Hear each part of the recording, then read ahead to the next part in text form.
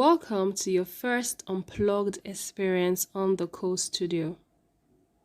Today our topic is graph paper programming. Today you will understand the difficulty of translating real problems into programs.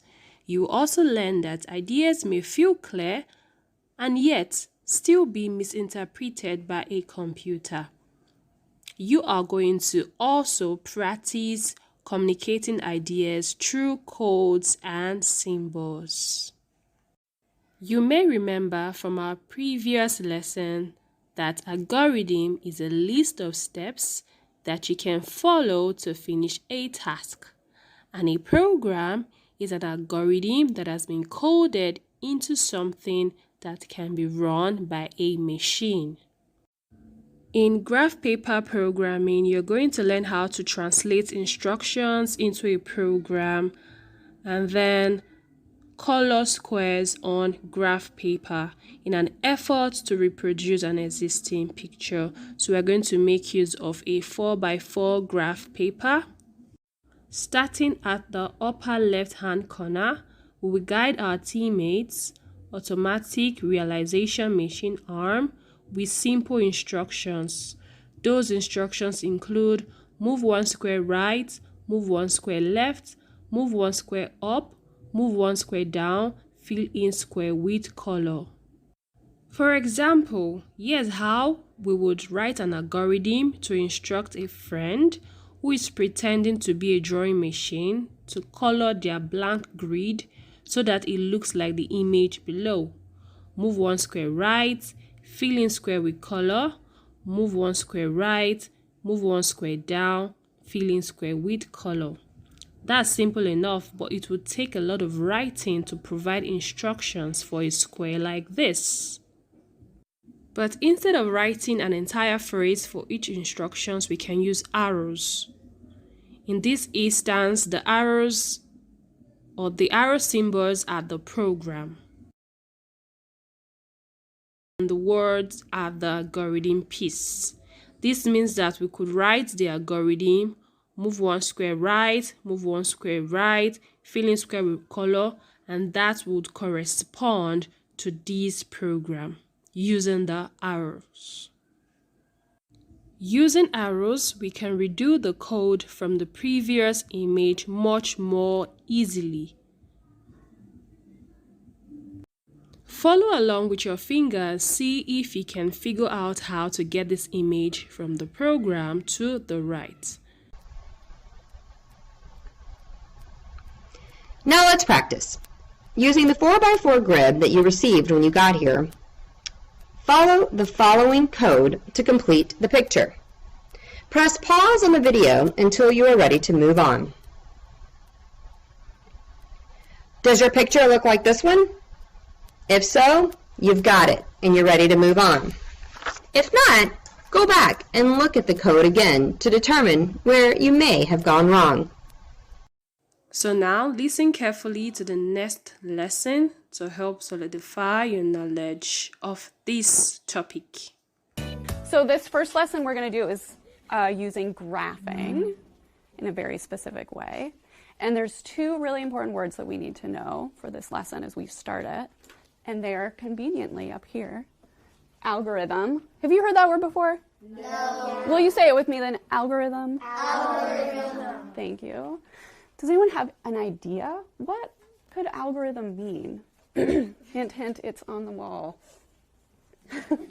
Sean. An algorithm is a set of steps to solve a problem. Right. It's a set of steps to solve a problem. Do you think you guys have ever used an algorithm before? Yes. Like what? What would it be? What do you think, Axel? 8 steps, or the steps to model drawing. You read my mind. I was thinking you guys have all done algorithms because of model drawing. You're taking a big problem and you're breaking it down into little steps that are totally doable, and then you see the whole process of getting there, and you're doing algebra and you don't even know it. And then the other word we need to know is program. Have you guys heard that word before? Yes. It can mean a lot of different things. For this very specific lesson, Sion, what do you think it means? An algorithm that has been coded into something that can run by a machine. Hey, fantastic. You took it right out of my brain again. An algorithm that's been coded into something that can be run by a machine. So an algorithm's a list of steps. Great, you've got this list of steps. But if you want a machine to do that list of steps for you, you have to put it into code that the machine knows how to read. It's like your dog needs commands to sit and walk and roll over and all that, right? So you can think about your computer that way too. Your computer needs specific commands to be able to follow a list of steps.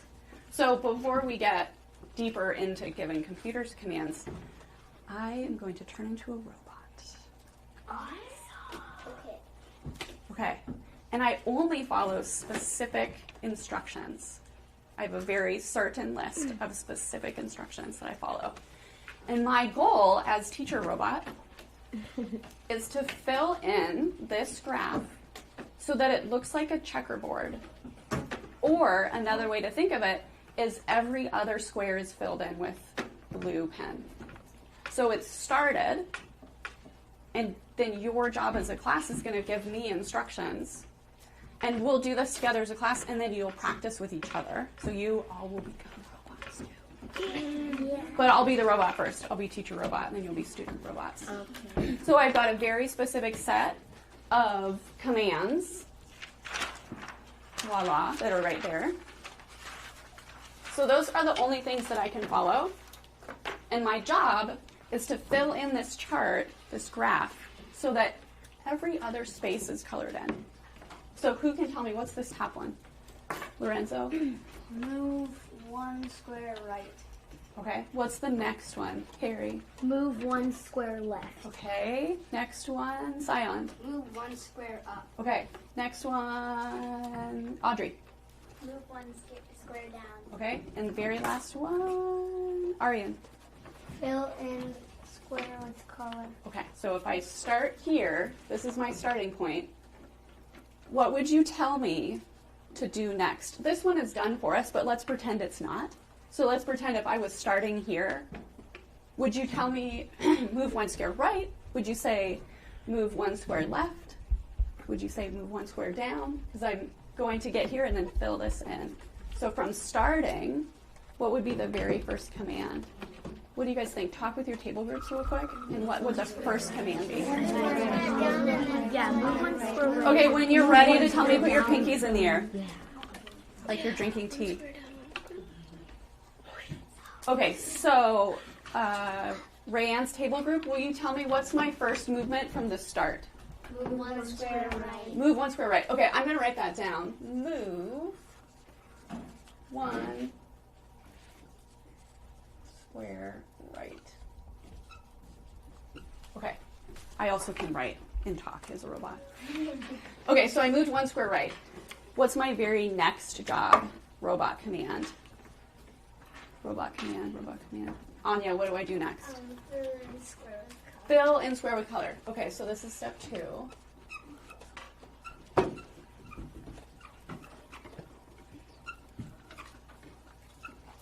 Okay, fill in square with color. Okay, did that.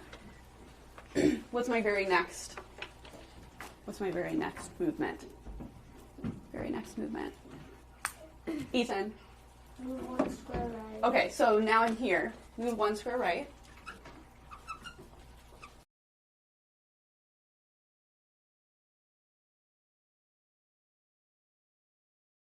In.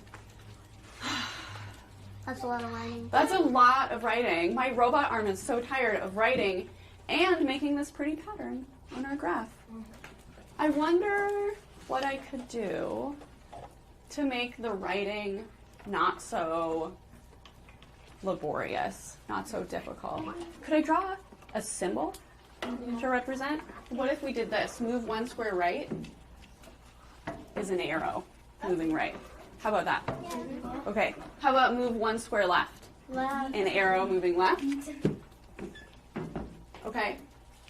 And then here's the really tricky one. Move one square up. Arrow pointing up. Okay. And then what's the next one? Arrow pointing down. Okay, and then what should I do for fill in with color? Like draw a square filled in with color. I could. Can I do like little scribbles and then maybe an arrow? That's kind of funny. Meaning like scribble this one that you're on. Yeah. Does that make sense to you? Yeah. So then if I was going to do another one with a different pattern, it would be a lot less writing of the algorithm, right? Right? So before we do that as a class, again, I want you guys to practice.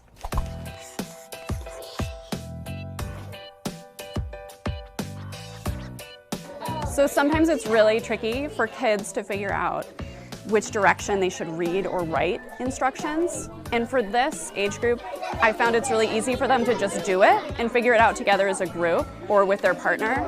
For younger ages, though, I would be specific about if it's left to right, if you're making a column of instructions, and that takes out that frustration when they're working together as a partner. So another thing that's confusing to kids is the fill-in square symbol, because it's the fill-in symbol and then there's a down arrow, so kids sometimes think they need to move down to do that. But what I explain to the kids is you're staying on that square and filling it in, and the way I filled it in on the board looks a lot like the symbol, so that reinforces what it's instructing them to do. So when we're thinking about that activity that we just did, our commands are up here: move right, move left, move up, move down, fill in color. What if that last command wasn't fill in color, but what if it was lay brick? What could you use that for? Building. Building. Have you used that before? Have you guys ever played Minecraft? Yeah. Isn't that, don't you lay bricks in Minecraft? Yeah. Click left. I thought you just run around. That's essentially what you're doing though too, right? You're moving around and then you're laying a brick down instead of filling in color. I've never played brick. So little did you know you were doing an algorithm for Minecraft. Does that make sense? Do you guys have questions? Jack? How is it computer programming if it's on a piece of paper? Right, we're not using a computer. How does that work? So one of the biggest things of computer programming is something called computational thinking. And it's like, it's training your brain to pay attention to what you do every day in your life. You take big problems and you break them down into small pieces that you can solve. That's what computational thinking is. And it's figuring out ways that you can solve any kind of problem, either with other people or alone or for any kind of reason. So if you're training your brain to think that way without a computer, when you start working on computer and working in coding with computers, you're set up for anything you want to do. It's like the math you're learning in 4th grade. You'll be amazing when you do algebra and calculus in high school and college because you've got that foundation. That's what the computational thinking is. And that's what we're doing now.